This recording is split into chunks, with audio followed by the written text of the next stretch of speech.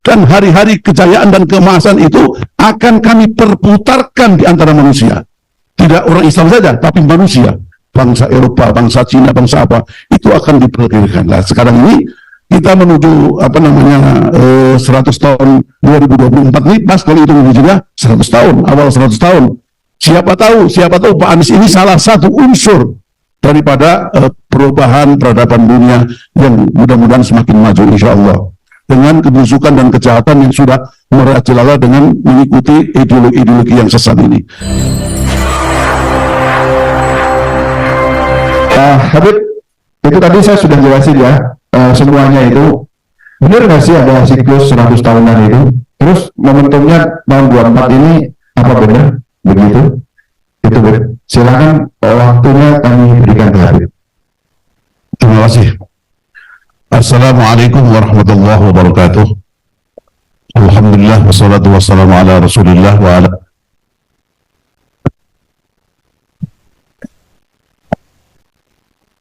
yang saya hormati para narasumber, kemudian teman-teman panitia, kemudian hadirin di offline pada saat ini, dan teman-teman yang hadir melalui online.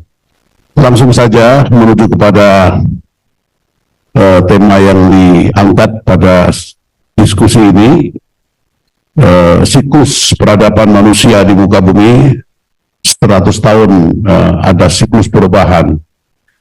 Sebetulnya kalau yang kasat mata kita lihat dari berita-berita, kita dengarkan dari informasi-informasi, lalu kemudian dari semua penelitian, semua terjadi itu, bahwa terjadi perubahan yang luar biasa. Dua dasawarsa saja ada perubahan ketika dunia semua menyatu dalam satu konspirasi mempropagandakan tentang masalah perang terhadap teroris, dan teroris itu dikerucutkan kepada umat Islam. Tapi tiba-tiba sekarang berubah.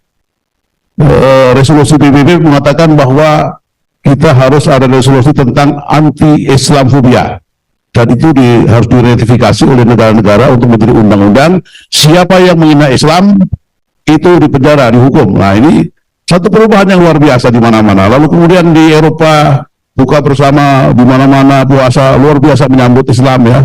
Banyak sekali yang perubahan kita lihat. Lalu ini ada perubahan siklus di sini.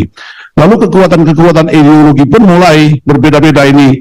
Kapitalisme mulai runtuh dengan kerajaan yang mereka bangun, dan juga walaupun masih terus bersaing dengan komunisme, ini juga terjadi di mana-mana. Manusia juga mulai menyadari tentang mengangkat kebenaran-kebenaran yang ada, dan semua memprihatinkan dengan kezaliman-kezaliman dibuka di mana-mana, di kedoknya. Konspirasi dibuka di mana-mana. Ini ada perubahan apa? Lalu dari persepsi agama, saya ada satu hadis Rasulullah yang diriwayatkan oleh Abu Hurairah, ada di Sunan Abi Dawud, di mana Rasulullah SAW itu bersabda, Inna Allah, sesungguhnya Allah, yab'atsu li hadhil ummah, akan mengutus untuk umat ini, ya kan, ala ra'si kulli mi'ati sanah, setiap di awal 100 tahun, seorang yang man yujadjidul hadinaha, yang mereka bikin pembaharuan, yujaddid, tajdid, rekonstruksi.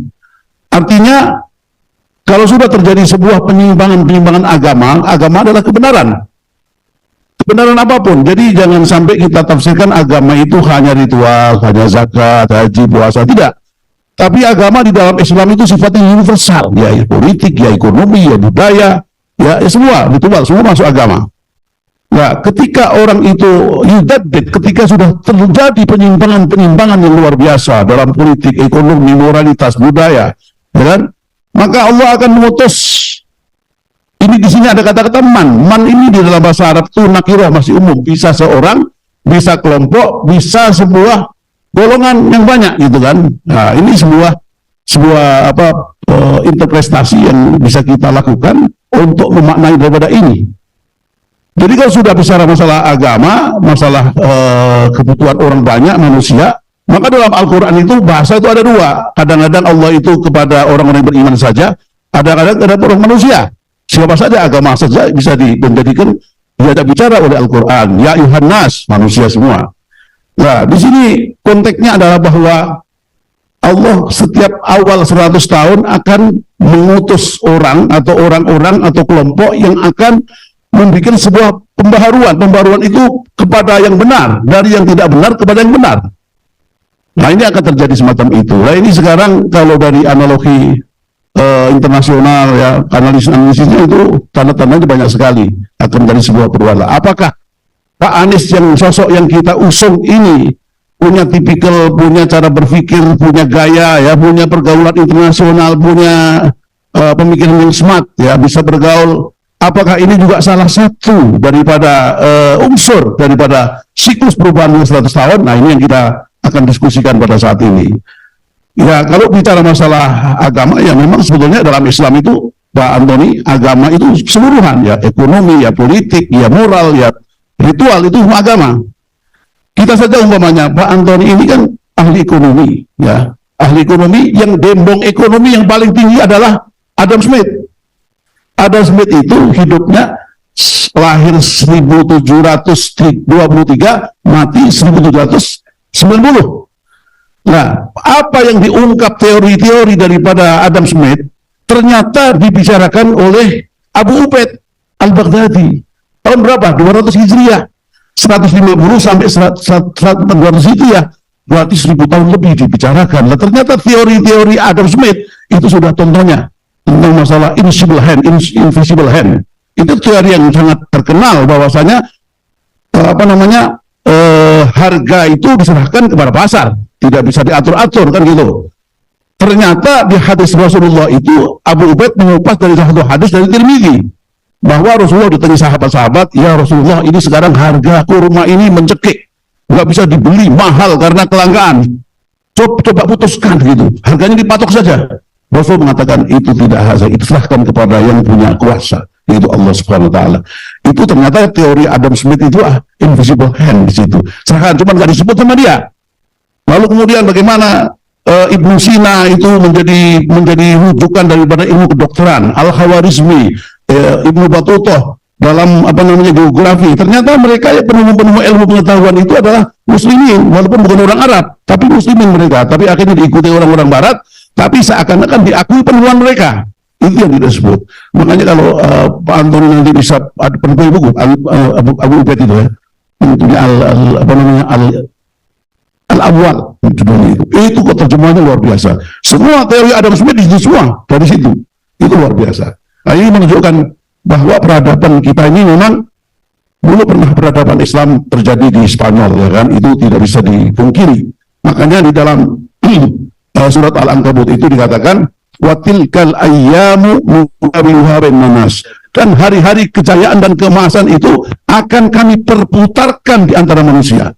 Tidak orang Islam saja, tapi manusia, bangsa Eropa, bangsa Cina, bangsa apa, itu akan diperkirakan. Nah, sekarang ini kita menuju 100 tahun 2024 ini, pas kalau itu juga 100 tahun, awal 100 tahun.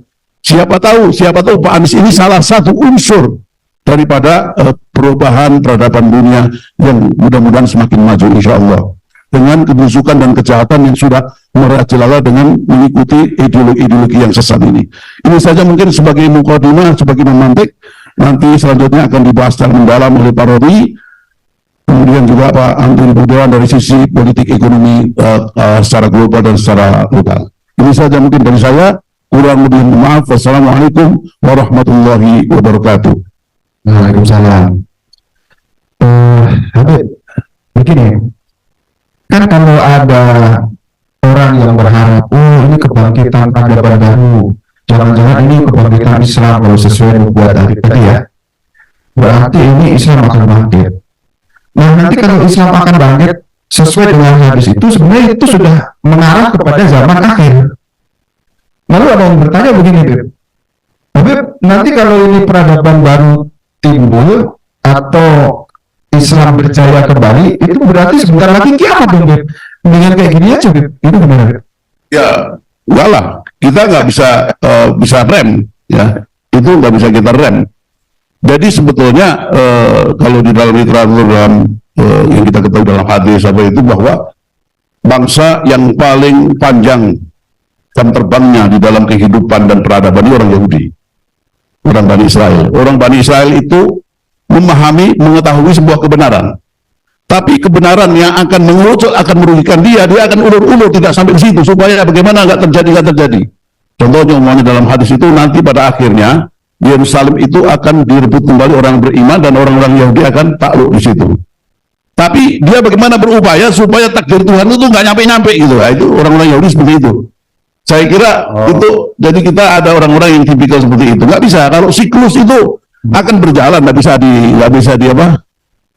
bisa dihambat, itu akan terus berjalan. Jadi yang berpikir itu, ya cara berpikirnya sama dengan orang Yahudi gitu ya? Ya, gitu kira-kira. Ya, kalau yang umurnya udah kayak kita mungkin sih setuju ya, gitu. Tapi yang mudah-mudah ini, kiamat lagi. Oke, Beb. Tapi kaitannya dengan Pak Anies yang segala kelebihannya itu ya, kegantengannya, kepintarannya, kecakapannya. Nah, memang ada kemungkinan, Beb kan udah tahu tuh buku-bukunya di sana pasti buku-buku hebat kan begitu.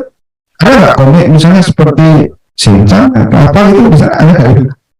Ya, tentunya kan dari karakter dan gesturnya, dari pembicaraannya, kemutuan daripada yang difikirkan itu kan kelihatan bacaannya apa. Nah, ada kemungkinan ya di 24 peradaban itu Pak Anies gitu. Ya, saya kira Pak Anies bukan satu-satunya mungkin kalau memang itu betul. Bukan satu-satunya sebagai tokoh pembaharu peradaban itu, tapi dia menjadi salah satu faktor unsur yang nanti itu secara global, karena secara global ini juga akan kita buktikan nanti. Analisisnya bisa analisisnya Pak Bro, nanti analisis nanti gimana. Baik ya. Jadi saat ini memang yang kita tahu bahwa Pak Anies manusia yang nyaris sempurna menurut saya ya, nyaris ya, bukan berarti sempurna, memang nyaris sempurna. Bayangkan dengan segudang yang prestasi yang beliau miliki itu, dari ganteng, pinter, lalu prestasi pernah jadi gubernur.